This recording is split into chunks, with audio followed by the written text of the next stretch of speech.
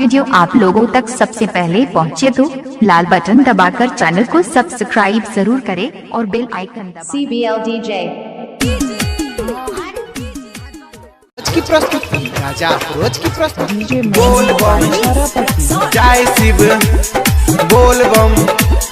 जय शिव हर हर बोले बम बम बोले हर हर बोले ये जानू भोला बाबा के पूजबे अपना प्यार पे आँच नहीं बोल बम बम बम बम जय शिव ये जान भोला बाबा के पूजबई अपना प्यार पे आँच नहीं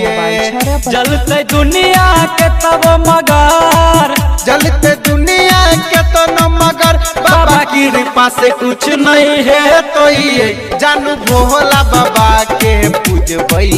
अपना प्यार पे यहाँ नहीं बोल बम बम बम बम जय शिव ये जानू भोला बाबा के पूजबई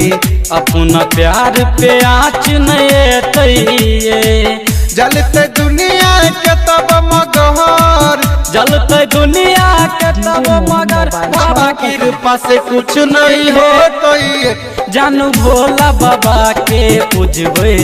अपना प्यार पे यहाँ नहीं डीजे मोहन मोबाइल छारापति बोल बम बम बम बम जय शिव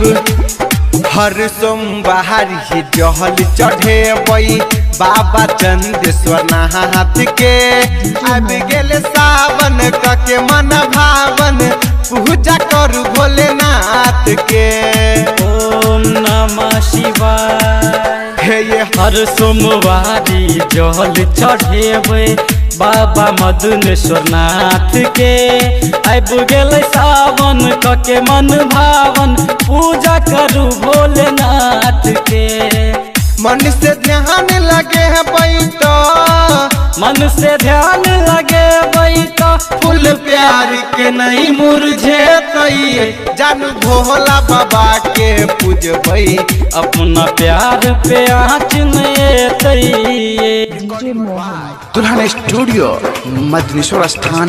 मदना 9006831128 डीजे मोहन बोल बम बम बम बम जय शिव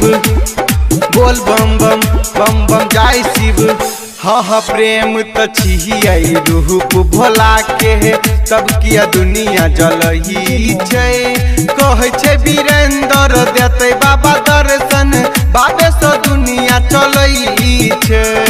ओम नमः शिवाय हे ये प्रेम तो छिए रूप भोला के तब किया दुनिया जलई छै कहे छै सत्यम देते बाबा दर्शन बाबे सा दुनिया चलै छै राजा या फरज गुडू के